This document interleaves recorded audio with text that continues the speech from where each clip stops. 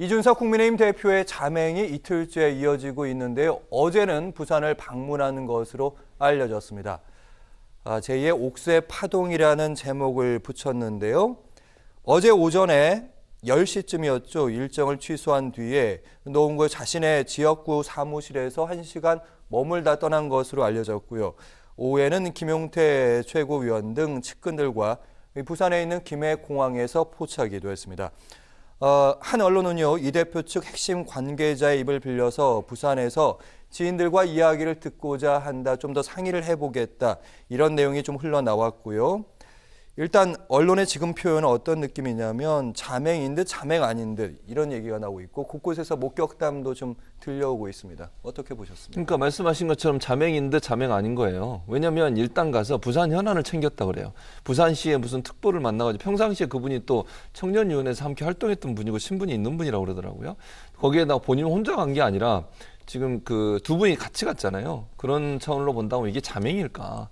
자맹이라면 정말 완전히 연락을 끊고 본인이 찾지 못하는 뭐 그런 곳에 가 있거나 연락이 전혀 안 돼야 되는데 지금 상황에서 연락이 안 되는 것도 아니고 본인이 뭐 하지는 않은 거지만 언론사에 포착될 정도로 모든 열정들이 보이고 있다고 하는 것은 자맹이라고 보이지 않아요. 제가 볼 때는 이제 본인의 의사 표현을 저런 방식으로 하는 건데 저게 이제 이준석 대표한테 도움이 될지 안 될지는 지켜봐야 될 것 같고, 다만 저런 식의 이제 어떤 시위라면 시위고 본인의 의사 표현이 윤석열 후보가 받아들일 수 있을 거냐 하는 문제는 또 다른 차원의 문제라고 저는 봐요. 그래서 앞으로 이 문제가 그 어느 한쪽이 약간 좀 양보하고 들어오는 게 필요한데 양쪽이 약간은 양보할 생각이 없는 것처럼 보여지는 부분도 있어서 이게 장기적으로 갈 가능성도 있지 않게 한다는 그런 예상도 되어집니다. 네, 이번 이준석 대표의 자맹을 보면서 2016년 총선 당시에 김무성 대표의 영도다리 떠올리는 분들 많으실 텐데요.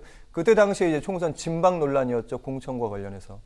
예, 그러니까 하도 뭐 이제 청와대 중심으로 해서 그 당시에 이제 공천 개입이 이제 심하니까 김무성 대표가 이제 부산으로 잠시 피신을 했던 거죠.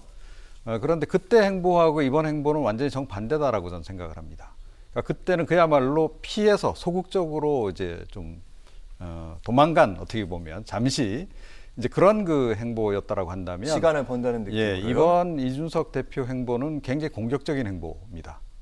거의 뭐 거점 타격 용 행보가 아닌가 저는 그렇게 생각을 하고요. 그러니까 왜 그 김무성 전 대표 같은 경우에야 부산이 자기 연고지 아닙니까? 예. 그러니까 고향에 잠시 머리 식히러 간다 이런 개념으로 이제 우리가 이해가 되는데 지금 부산은 이준석 대표 뭐 자기 지역 연고가 있는 것도 아니잖아요, 그죠? 그런데 굳이 저기를 이제 택해서 간 전국에 그 수많은 곳이 있음에도 불구하고 근데 분명히 정치적 의도가 있다. 그리고 무엇보다 장제원 의원실을 방문을 했단 말이에요. 그 사진이요? 예, 저거는 상당히 의도적인 그것을 담고 있는 거죠. 그러니까 최근에 뭐 안 그래도 지금 이제 윤석열 후보의 이제 측근들하고 갈등이 좀 있었는데 그 갈등의 핵심 인물이 과연 누구냐? 이거 갖고 논란이 꽤 있잖아요. 뭐 제가 보기엔 가서 거의 그 좌표를 찍어주고 왔다 이렇게 생각을 합니다. 네. 자, 이준석 대표의 자맹에 대해서 윤석열 후보의 발언들을 들으면서 조금 더 면밀하게 분석을 해볼 텐데요. 어제 발언입니다. 이준석 대표의 패싱 논란, 나는 원인을 잘 모르겠다. 후보로서 역할을 다할 뿐이다. 오늘은요 조금 달라졌는데요. 이준석 대표에게 무리하게 연락을 하지 않는다. 생각을 정리하고 당무 복귀하면 그제서야 연락을 취해 보겠다. 먼저 어제 발언부터 저희가 좀 분석을 해보면 이종훈 평론가께 드려보면 원인을 잘 모르겠다. 패싱 논란. 사실 다 아는 원인 아닙니까? 뭐 김종인 전 위원장 얘기도 있고요. 네, 일부러 모른 척 하는 거죠. 그러니까 아마 이제 팀 회의에서 그렇게 결정했겠죠. 후보는 일단 모르는 걸로 하는 거로 하자. 나머지 이제 악역을 이제 그 캠프 구성원들이 맡아서 이제 하는 겁니다. 김종인 전 위원장도 필요하면 저격하고 이준석 대표도 필요하면 저격하고 그 역할은 이제 악역을 맡은 사람들이 이제 측근들, 핵심 측근들이죠. 그 사람들이 이제 맡는 거고 이제 그런 건데 근데 이게 모든 이 사달의 이 최종 책임은 결국은 윤석열 후보에게 간다는 거를 윤 후보 스스로가 좀 알아야 될 것 같아요. 제가 보기에는 윤 후보가 역시 이 부분에서도 좀 정치 경험이 좀 없다는 것이 다시 확인이 된다. 그러니까 참모들이 그렇게 작전을 짜더라도 그러니까 본인이 책임지고 나서서 해결해야 될 일들은 본인이 직접 해결을 해야 됩니다. 그게 이제 정치력이고 리더십인 거거든요. 지금 이건 어떻게 보면 중대 사안이에요. 그러니까 대표가 지금 갑자기 이 당무를 정지하고 사라졌어요. 예? 그것도 뭐 그냥 사라진 것도 아니고 본인 캠프 구성원들하고의 뭔가 하여튼 알력 내지는 불편한 그런 상황 때문에 그런 상황까지 갔다라고 한다면 이런 거 빨리 신속하게 해결을 해야 하는 거죠. 김종인 전 위원장하고의 관계 부분도 마찬가지였다라고 저는 생각을 하는데 이거야말로 후보 스스로가 빨리 이 정치력을 동원해서 결단을 내려서 해결을 해야 되는 그런 사안이다. 그런데 뒷짐지고 뒤에 앉아 있는 저런 식의 행보를 보이는 것이 과연 윤 후보에게 얼마나 그 보탬이 될지 잘 모르겠습니다. 네, 결국 후보가 이제 풀어야 되는데 오늘 발언 그러니까 이준석 대표에게 무리하게 연락을 안 한다. 사실은 기자들이 이제 질문을 던졌을 때 돌아오길 기다리겠다. 이 정도의 대답을 기다렸던 것 같은데 이 정도면 적극적으로 나서지 않겠다 이런 그렇죠. 뉘앙스죠. 그러니까 이준석 대표가 알아서 돌아올 때까지 기다리겠다는 거잖아요. 근데 이준석 대표가 만약 이런 태도라고 하면 돌아오겠습니까? 복귀하면 만나겠다고 하는데 복귀를 하겠냐고요. 복귀를 할 수 있는 명분을 줘야죠. 뭐 어쨌든 이준석 대표가 잘했든 잘못했든 그걸 떠나서 윤석열 후보 입장에서는 이준석 대표가 이런 행동을 하는 게 본인한테 마이너스예요. 왜 그걸 생각을 못 하는지 모르겠어요. 그러니까 캠프에 있는 분들도 마찬가지예요. 이준석 대표가 당무를 거부했다 대표가 심각하게 받아들여야 되는 거예요. 이게 이준석 대표 행동이 잘했다 잘못했다로 판단될 문제가 아니라니까요. 그건 차후의 문제고 당무에 복귀하게 만드는 게 급선무예요. 그게 선거 과정에서 지금 대선이 한참 진행되고 있는 상황에서 대표가 당무를 거부하고 마치 각을 세우는 모습을 보이는 게 윤석열 후보한테 무슨 도움이 되겠습니까? 저는 정말 이종훈 평론가 얘기했듯이 판단을 잘못하고 있는 거예요. 뭐가 지금 급하고 뭐가 중요한지를 모르고 있는 거예요. 자존심 싸움입니까? 뭡니까 이게? 이렇게 하면 저는 안 된다고 봅니다. 기본적으로 후보가 나서서 본인이 도움을 청할 수밖에 없어요. 이 문제를 풀 수 있는 사람도 후보밖에 없는 것이고 캠프에 있는 누구 가서 보내가지고 만나보라 이래가지고 해결되는 문제가 저는 아니라고 보는데 문제는 그걸 그렇게 심각하게 보고 있지 않다는 데 저는 문제가 있다고 봐요. 그러니까 지금 어제 오늘 나온 발언들을 보면 이 문제를 정말 심각하게 보고 빨리 이 문제를 해결해야 되겠다는 마음에서 본인이 부산에 내려가든 뭐 제가 볼 때 행적 찾는 건 문제도 아닐 것 같아요. 그걸 만나는 모습을 연출하든 뭐 이래야 되는데 그럴 생각이 없는 것처럼 보여요. 그냥 뭐 그러다가 돌아오겠지 이 정도 생각을 하고 있기 때문에 이런 대응 방안이라고 하면 이 문제가 좀 더 심각한 방향으로 갈 가능성도 있다고 보여집니다. 네, 이번 사태와 관련해서 국민의힘 중진 의원들 일제히 선대위를 향해서 성토를 했습니다. 홍준표 의원 후보로 뛰었던 이준석 대표가 사퇴하면 선거는 망한다. 대선 캠프 이상한 사람들이 설친다. 김태호 의원도요. 당대표까지 설 자리를 잃으면 대선을 어떻게 치르려는 것인가. 이준석 대표를 거들고 나섰고요. 김태흠 의원은요. 국민의힘은 당신들만의 당이 아니다. 이렇게 매몰차게 얘기를 했습니다. 사실 윤석열 후보 쪽 인물들, 핵심 관계자들 일단 숨고르게 들어가긴 했는데 이 상황이 계속 지속되다 보면 이제 아직은 그렇게 분류는 안 합니다만 친윤과 비윤 이렇게 권력 투쟁 양상으로 번지는 거 아닙니까? 근데 그럴 가능성도 전혀 배제할 수는 없죠. 만약에 장기화된다고 하면. 그러니까 선대위에 불만을 갖고 있는 분들 입장에서는 선대위에 대한 공격을 계속 강화할 가능성이 있어요. 만약 이 문제가 지속되면 지금 아까 말씀하신 몇 분의 그 중진들이 얘기하는 부분도 있지만 그게 더 확산될 가능성은 저는 충분히 있다고 봐요. 초순들도 이 문제를 상당히 심각하게 보고 있거든요. 그리고 일부 이제 젊은 층의 지지자들은 이준석 대표가 이제 이렇게 어떤 패싱이 되고 또는 뭐 당무에서 복귀 안 하고 이런 모습을 보이는 것에 대해서 당에 대한 쓴소리를 또 하고 있는 분도 있어요. 물론 이준석 대표를 비판하는 쪽도 분명히 있습니다. 양쪽이 다 있지만 그렇게 되면 분열 양상이 되는 거잖아요. 그게 윤 후보한테 도움이 안 된다는 얘기를 하는 거예요. 즉 이게 당이 어떤 형태로든 어떤 이슈 때문에 분열이 되거나 나눠지게 되면 대선에서 필패입니다. 그거는. 어떻게 이길 수 있겠습니까? 한 마음으로 원팀이 돼서 가도 이길까 말까 한 그런 대선에서 만약에 나눠지고 분리돼서 서로가 서로를 공격하거나 지적하고 이런 일이 계속 반복된다고 하면 일단 당 전체가 하나가 안 돼서 문제가 되고 또 국민들이 보거나 유권자들이 볼 때는 당이 권력 투쟁하나 이런 생각이 들지 않겠어요? 오만함의 극치다 이런 비판 없겠습니까?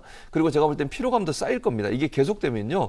지금 그렇지 않은 김종인 전 비대위원장 영입 과정에서 갈등이 불거져가지고 피로감이 높은데 대표와의 관계도 이런 문제가 또 발생한다고 하면 국민의 실망감은 더 커져서 윤석열 후보의 지지율에도 영향을 미칠 가능성이 있다고 보여집니다.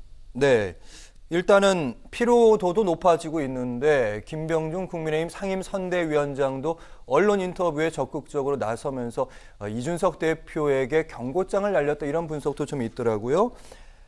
지금 해야 할 일은 선거에 헌신하는 것이다. 그러니까 지금 복귀하라는 뜻이죠.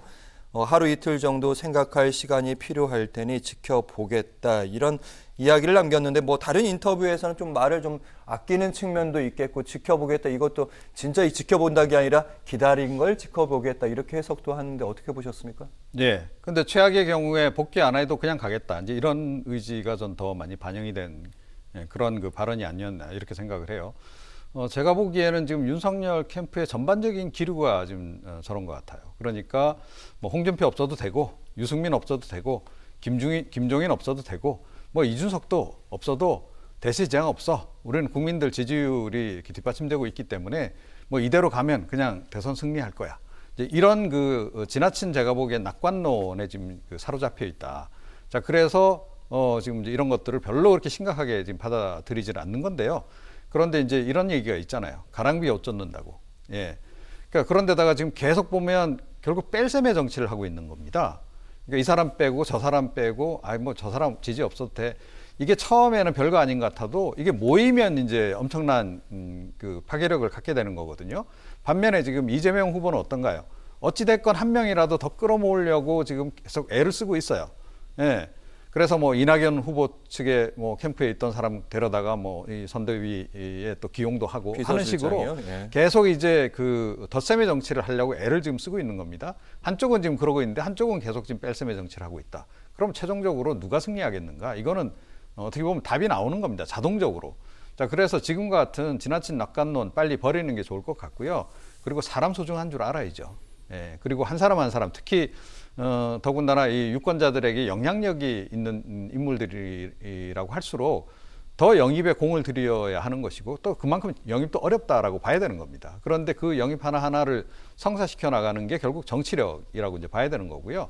그리고 그 윤석열 후보가 지금 자꾸 지금 착각을 하고 있는 부분이 전 하나 있다라고 좀 보는데 가장 결정적인 게 뭐냐면 이 선거는 본인 선거입니다. 그러니까 남을 위한 선거가 아니고 본인을 위한 선거고 그 모든 사람들이 다 본인을 위해서 일해줄 사람이다라고 하는 걸 절대 잊으면 안 된다. 그래서 한 사람 한 사람을 굉장히 소중하게 좀 대해서 한 분이라도 정말 진정 또 이 진심을 다해서 모시려고 하는 그런 모습을 보여도 이게 될까 말까 한 그런 그 상황인데 너무 지금 뭐 강 건너 불 보듯이 남의 대선 치르듯이 저렇게 접근하는 것은 좀 문제가 좀 크지 않나 이렇게 생각합니다. 네, 일단 자맹 중인 이준석 대표. 윤석열 캠프 핵심 관계자를 요즘에 윤핵관이라고 부르는데요. 언론을 통해서 자신과 윤석열 후보 사이를 이간질한다고 표현도 했습니다. 사실은 이 대표의 이 칩거를 낳게 한 원인 중에 하나로 거론되고 있는데 이 김병준 위원장 같은 경우는요, 이 윤핵관의 존재에 대해서 모르겠다라고 인터뷰를 하면서 권성동 의원, 장제원 의원은 아니고 장성민 전 의원은 모르겠다. 일단 진짜 이 신조어죠. 윤핵관이라는 인물들이 존재합니까? 존재하죠. 예, 존재하니까 지금 이 지경까지 온 거고요. 뭐 정치권에선 다 뭐 이름까지 거명이 되고 있으니까 제가 누구라고 얘기는 안 하겠습니다. 근데 이번에 그 이준석 그 대표가 제가 조금 전에 좌표 찍어주러 갔다라고 지금 이제 말씀을 드렸는데 한 명은 콕 집어서 지금 이야기를 한 거나 다름없잖아요. 장제원 의원이요? 예. 장제원 의원이 그 중에 한 명이다. 나한테 지금 자꾸 그 윤핵관이 누구냐고 묻는데 나한테 묻지 말고 내 행보를 보세요. 지금 이제 이런 그 시기다, 이번 같은 경우에. 전 그렇게 생각을 하는데 좀 더 정확하게는 윤핵관들이죠. 예. 한 명이 아닙니다. 그리고 최근 들어서는 굉장히 보니까 이제 논란이 되고 하니까 언론에 이제 윤핵관이라는 표현 잘 안 쓰더라고요. 윤석열 캠프 핵심 관계자 이 보도량이 확 줄었어요. 맞아요. 근데 얼마 전까지만 하더라도 굉장히 많았습니다. 그죠? 그리고 주로 그 핵심 내용들이 김종인 전 위원장에 대해서 좀 약간 비토성 발언을 하거나 이제 그런 굉장히 자극적인 발언을 이제 쏟아내거나 이제 그런 경우였다는 거죠. 분명히 존재했던 겁니다. 기사 다 찾아보면 다 나옵니다. 윤석열 기억나네요. 캠프 예. 관계자의 말에 따르면 이렇게 보도 나오는 바로 이제 그 당사자들인데 저는 뭐 이게 한 사람은 아니다라고 생각해요. 장제원 의원 한 명은 아니고 다 이제 그 지금 핵심 측근들이죠. 조금 전에 이제 김병준 비대위원장은 이제 김병준 선대위원장은 아닌 것처럼 얘기했지만 지금 거명하신 그분들이 다 전 해당한다라고 저는 생각을 하고 기본적으로 그리고 오히려 뭐 뜬금없이 지금 장성민 전 의원을 이제 언급을 했는데 장성민 전 의원은 오히려 그런 발언을 할 위치에 있지가 않죠. 핵심 관계자가 아니지 않습니까? 그러니까 윤핵관의 범죄에 아예 안 들어가는 인물을 왜 굳이 거명했느냐. 그건 제가 보기에 시선을 좀 딴 데 돌리려고 하는 목적이 강하지 않나 이렇게 생각합니다. 일단은 윤석열 선대위 이제 흔히 다 내용이라고 표현하고 있는데요. 이 윤석열 후보의 리더십이 시험대에 올라 있는 상황입니다. 그럼 이번 사태 어떻게 해결해야 될까요? 아니면 윤석열 후보는 무슨 생각을 하고 있는 걸까요, 지금? 그것도 저는 그게 궁금해요, 사실은. 그러니까 윤석열 후보가 지금 윤핵관 얘기를 하셨는데 윤핵관에 둘러싸여 있다고 저는 봐요. 그분들이 사실은 결정에 중요한 역할을 한다고 보거든요. 그러니까 윤석열 후보는 정치를 한 지가 얼마 안 됐기 때문에 물론 본인의 생각은 있을 수 있지만 정치적 조언을 이 사람들을 통해서 받는데 그 조언을 받는 사람들의 그룹이 너무 제한돼 있고 이 사람들의 생각이 한쪽으로 편향돼 있을 가능성이 있다고 보기 때문에 저는 그게 문제라고 생각을 해요. 지금 말씀하신 것처럼 사실 윤석열 후보 입장에서 이 문제를 풀기 위해서는 본인이 결단하고 나가야 되는데 어찌 보면 주위 사람들이 그냥 놔둬도 돼요. 이대로 가면 됩니다. 지난번 김종인 전 비대위원장 그 사건도 그렇게 넘어갔잖아요. 우리끼리 할 수 있어요. 이런 생각을 갖고서 만약에 윤 후보한테 계속 그런 얘기를 한다면 그건 문제가 있죠. 그럼 윤 후보는 그걸 정확하게 판단할 수 있는 능력을 가져야 돼요. 최종 판단은 지도자가 하는 거잖아요. 후보자가 하는 겁니다. 조언은 듣지만 조언은 참모가 하는 거고 결단은 누가 합니까? 앞에 나가는 지도자가 해야 되는 거잖아요. 근데 그걸 잘 못하고 있다고 저는 봐요. 아니면 본인도 동의하는 거 아닙니까? 그럴 수도 있어요. 그러니까 저는 이제 그런 케이스라면 본인이 검사를 오랫동안 했기 때문에 검사장으로서 또는 뭐 검찰총장으로서 리더십을 그대로 정치로 가져온 게 아닌가 하는 생각이 드는데 그게 바로 이종훈 평론가가 얘기했던 뺄셈의 정치예요. 내 말 안 들으면 내가 원하는 대로 하지 않으면 다 빼고 가겠다. 이런 생각은 검찰에서는 통할지 모르지만 정치권은 통하는 게 아니에요. 정치권은 저기로 있던 사람도 끌어들이고 내 마음에 안 들어도 끌어들여서 한 팀을 만들어서 가는 겁니다. 마음에 안 들어도 웃고요. 내가 좋아하지 않는 것도 좋아한 척 해야 되는 게 정치예요. 그런 부분들이 전혀 반영되지 못한다면 윤석열 후보가 과연 대선에서 끝까지 완수해서 승리할 수 있을까 의문이 생길 수밖에 없고 그런 차원에서 본다면 지금의 윤석열 후보나 그 측근들의 행보 자체는 사실은 그 대선에서 좋은 영향을 미치는 그런 모습은 아니다 이렇게 볼 수 있습니다. 네, 윤석열 후보나 윤석열 선대위의 모습 향후 며칠 동안 바뀔 수 있을지 아니면 그대로 갈지도 지켜봐야 될 것 같고요.